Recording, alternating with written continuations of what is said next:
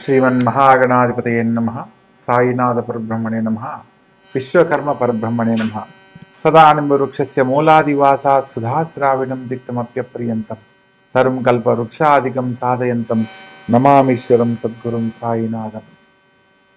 ముఖ్యంగా మనము ప్రస్తుత కాలంలో వివాహ జీవితానికి సంబంధించి జ్యోతిష్ శాస్త్ర రీత్యా ఒక్కొక్క రాశి వారు కొన్ని సందర్భాలలో అనుకోని కళ్యాణ సమస్యలను ఎదుర్కొంటూ ఉన్నారు. కొందరి జీవితాలలో కళ్యాణం కాలేదని ఒక సమస్య అయితే, కొందరి జీవితాలలో కళ్యాణం అయిన తర్వాత రీక్యాప్ తీసుకోండి. కొందరి జీవితాలలో కళ్యాణం అయిన తర్వాత సమస్యలతో ఇబ్బంది పడుతున్న వారిని మనం చాలామందిని గమనించాం. అటువంటి సందర్భంలో అసలు ఈ వివాహ జీవితానికి సంబంధించిన సమస్యలు ఏ గ్రహాల కారణంగా ఎదుర్కోవడం జరుగుతుంది? మనము కళ్యాణానికి సంబంధించి, పిల్లలకు సంబంధించి, భవిష్యత్తులో వివాహ జీవితానికి సంబంధించిన సమస్యలు రాకుండా ఉండడానికి ఏదైనా పరిహారం ముందుగా చేసుకునే అవకాశం ఉందా లేదా అన్న విషయాన్ని కూడా మనం తెలుసుకోవచ్చా, తెలుసుకునే అవకాశం ఉందా లేదా అనేది కూడా మనం ఇప్పుడు వివరంగా తెలుసుకుందాం. ప్రతి ఒక్క రాసుల వారికి వివాహం అంటేనే మానవ జీవితంలో తల్లిదండ్రుల దగ్గర వారి యొక్క పిల్లలు 25 సంవత్సరాలు ఎంతో గారాభంగా ఒక సెక్యూరిటీగా పిల్లలను పెంచడం జరుగుతుంది. తరువాత ఆడపిల్లలను ఒక జీవిత భాగస్వామికి అప్పగించేటప్పుడు అనేక రకాలుగా వారి యొక్క భవిష్యత్తుకు సంబంధించి పరిశీలించి, జాతక పరిశీలన చేసి వివాహం చేయడం జరుగుతుంది. అయినప్పటికీ కొన్ని వివాహం అయిన తర్వాత సమస్యలతో ఇబ్బంది పడుతున్న వారిని మనం చాలామందిని గమనిస్తూ ఉంటాం.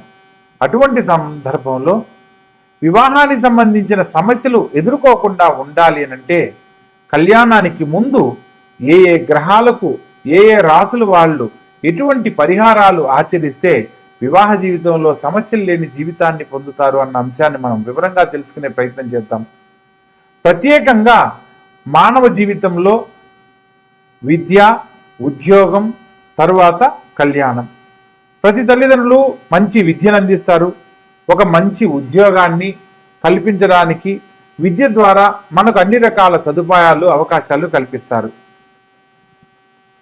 విద్యా ఉద్యోగంతో పాటు వివాహం అయిన తర్వాత వారికంటూ ఒక కుటుంబం, జీవితం ఏర్పడుతుంది. కాబట్టి ఆ వివాహ జీవితానికి సంబంధించి ఎటువంటి జాగ్రత్తలు తీసుకోవాలి, కళ్యాణానికి సంబంధించిన విషయాలలో మనం ఏ పరిశీలనలో సమస్యలు లేని జీవితాన్ని పొందుతారు అన్న అంశాన్ని తెలుసుకునే ప్రయత్నం చేద్దాం. ప్రత్యేకంగా ప్రతి ఒక్క కళ్యాణానికి సంబంధించి ప్రతి ఒక్కరి జీవితంలో వివాహానికి సంబంధించి వధూవర పొందనలు పరిశీలించేటప్పుడు వధూవర గణనమేళ చక్రం అని ఒకదాన్ని పరిశీలించి దాంట్లో అష్టకూట వర్గం అంటారు.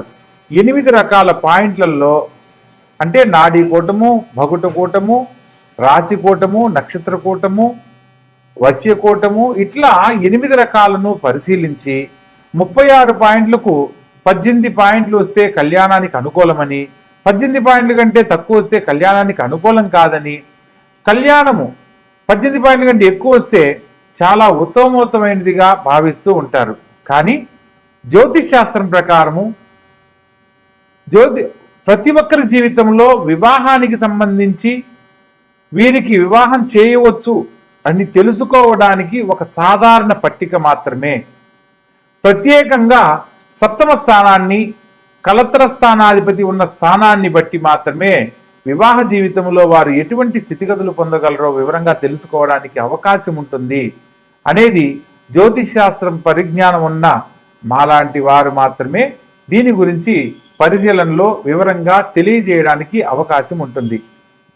జ్యోతిష్ శాస్త్రంలో మనకు ఏదైనా ఒక పంచాంగం కొన్నప్పుడు అందులో వధూవర గణనమేళ చక్రం అని వధువు యొక్క పట్టిక నిలువుగాను, వరుడు యొక్క పట్టిక అడ్డంగాను నిర్మాణం చేసి అందులో కొన్ని సంఖ్యల ఆధారంగా ఈ యొక్క లైన్కి ఆపోజిట్ లైన్లో వరుడు యొక్క నక్షత్రాన్ని బట్టి ఒక సంఖ్యను కేటాయించి వీరికి ఇన్ని పాయింట్లు వచ్చాయని చెప్పి చెప్పడం జరుగుతుంది.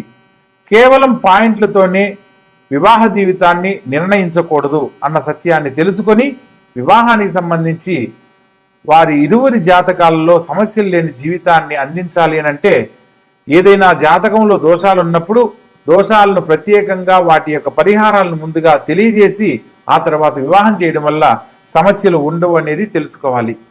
ప్రత్యేకంగా మనం ఇన్ని రకాలుగా చెప్తున్నాం, పాయింట్లను బట్టి పరిశీలన చేస్తాం. అదేవిధంగా జ్యోతిష్ శాస్త్రంలో జాతక చక్రాన్ని బట్టి పరిశీలన చేస్తాం. కానీ మరొక తెలుసుకోవాల్సిన విషయం ఏంటంటే, ఎప్పుడైతే ఆడపిల్ల మెచ్యూర్ అవుతుందో, పుష్పవతి అయిన తర్వాత ఆ రోజు ఉన్న నక్షత్రము చేసుకునే భర్త నక్షత్రం ఒకటి కాకూడదు. ఇది జ్యోతిష్ శాస్త్రంలో సప్తమ స్థానాన్ని బట్టి మనం చెప్పడానికి లేదు. అదే వధువుల గణనవేల చక్రాన్ని బట్టి చెప్పడానికి లేదు. మనం ఎన్ని రకాలుగా చూసినప్పటికీ కూడా ఈ యొక్క విధానంలో కూడా అమ్మాయి యొక్క మెచ్యూర్ అయిన రోజున్న నక్షత్రము చేసుకునే భర్త నక్షత్రం ఒకటి కాకూడదు. అలా ఉన్నప్పుడు మాత్రమే వివాహం చేయాలి. అదేవిధంగా జన్మలగ్నానికి ఆ అబ్బాయి కానీ అమ్మాయి కానీ పుట్టిన జన్మలగ్నానికి అష్టమ లగ్నం అనేది వివాహానికి పనికిరాదు అన్న అంశాన్ని తెలుసుకొని వివాహం చేయాలి. ఊరికినే ఏదో పాయింట్లను చూసేసి వీళ్ళిద్దరికి కళ్యాణం సెట్ అయింది, అమ్మాయి నక్షత్రానికి అబ్బాయి నక్షత్రం సెట్ అయింది అనేది సరైన పద్ధతి కాదు. ఒక 100 ఏళ్ల జీవితాన్ని పిల్లలకు అందిస్తున్నాము అని అంటే దానికి విశేషమైన పరిశీలనలో మాత్రమే ఖచ్చితంగా వారికి అటువంటి వైవాహ జీవితాన్ని అందించగలుగుతున్నాం. పూర్వకాలంలో కుటుంబంలో జాతకాల రీత్యా ఒక పెద్దవాళ్ళు అటు 7 తరాలు ఇటు 7 తరాలు వాళ్ళ యొక్క వంశాంకురాన్ని పరిశీలన చేసి ఆ ఇంటి పిల్లను కళ్ళు మూసుకొని వివాహం చేసుకొని సుఖ సంతోషాలతో జీవించిన వాళ్ళు ఉన్నారు. ప్రస్తుత కాలంలో 36 పాయింట్లకి 33 పాయింట్లు వచ్చి 3వ రోజు విడిపోయిన వాళ్ళు ఉన్నారు. మా అమ్మాయికి జాతక చక్రం చూసామండి, 36 పాయింట్లకి 33 పాయింట్లు వచ్చాయి, చాలా అద్భుతమైన సంబంధం అని చెప్పి అంటారు. కానీ కరెక్ట్గా ఒక నెల గడిచేసరికి ఏమిటోనండి మంచి సంబంధం అని చెప్పి చేశాము, అబ్బాయి మంచివాడు కాదు, అబ్బాయి వాళ్ళ కుటుంబం మంచిది కాదు, అబ్బాయి వాళ్ళ తల్లిదండ్రులు మంచిది కాదు అని వెంటనే ఇలా మాట్లాడుతూ ఉంటారు. కొందరు తల్లిదండ్రులు అయితే ఎన్ని సంబంధాలు చూసినా పిల్లలకు కుదరట్లేదని సిద్ధాంతం తెలిసిన వారి దగ్గరికి వచ్చి, గురువుగారు ఎలాగైనా మా అమ్మాయికి చాలా అంటే 1.5 సంవత్సరం తర్వాత ఈ సంబంధం వచ్చింది, ఎలాగైనా మీరు ఓకే చేయండి, మా అమ్మాయికి పెళ్లి చేయాలనుకుంటున్నాము అని చెప్పి అంటారు.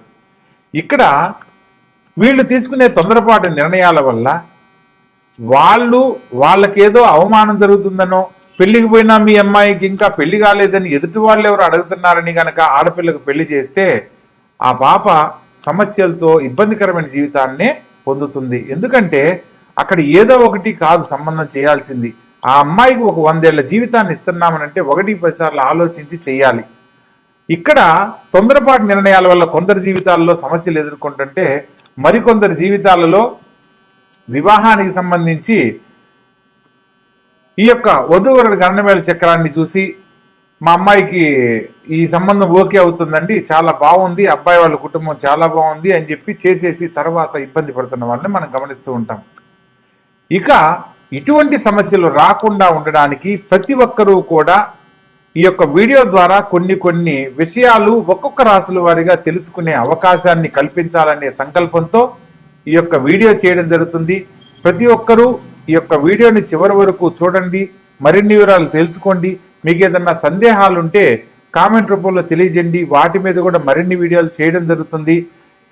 ప్రతి ఒక్కరి జీవితంలో ఆనందకరమైన జీవితాన్ని వివాహ జీవితం ద్వారా అందించాలనే మా యొక్క ఈ ప్రయత్నంలో చూసిన ప్రతి ఒక్కరూ కూడా దీన్ని తెలుసుకొని మరికొందరికి తెలియజేసే ప్రయత్నం చేయండి. ఇక ఒక్కొక్క రాశుల వారిగా మనం వివరంగా తెలుసుకుందాం.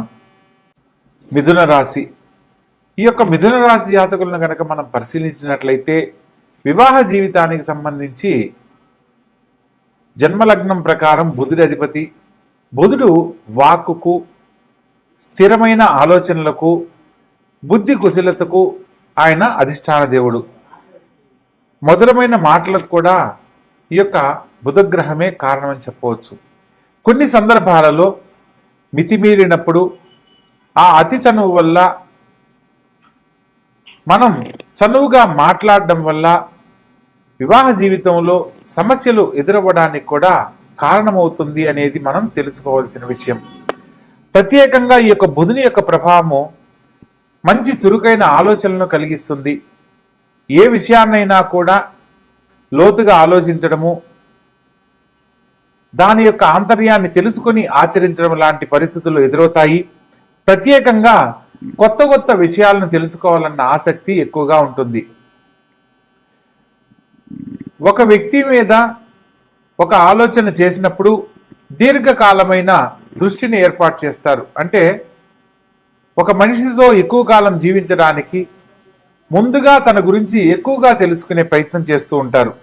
అటువంటి సందర్భాలలో బుధుడు రాహువుతో కలిసి ఉన్నా లేదా కేతువుతో కలిసి ఉన్న ఆకర్షణల వల్ల చాటుగా సంబంధాలు ఏర్పడము, కొన్ని సందర్భాలలో ఇతరులపై ఆకర్షణ వల్ల వివాహ జీవితంలో సమస్యలు తలెత్తే విధంగా పరిస్థితులు ఎదురవుతాయి. వివాహ జీవితానికి సంబంధించి ఈ యొక్క మిథున రాశి వాళ్ళను పరిశీలించేటప్పుడు ప్రత్యేకంగా జరుగుతున్న దశాంతర దశలను పరిశీలించాలి.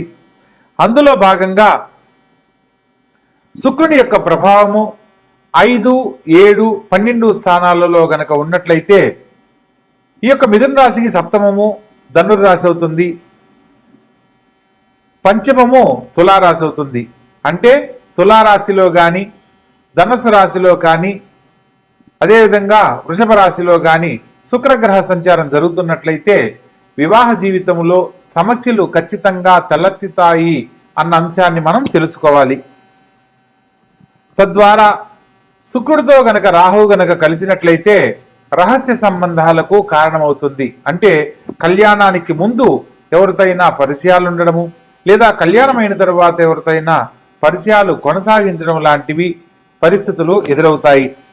అదేవిధంగా శుక్రుడు గనక కుజుడితో గనక కలిసినట్లయితే శారీరక ఆకర్షణలతో ఎదుటి వాళ్లకు దగ్గరవ్వాలని చేసే ప్రయత్నాలు ఎక్కువగా ఉంటాయి.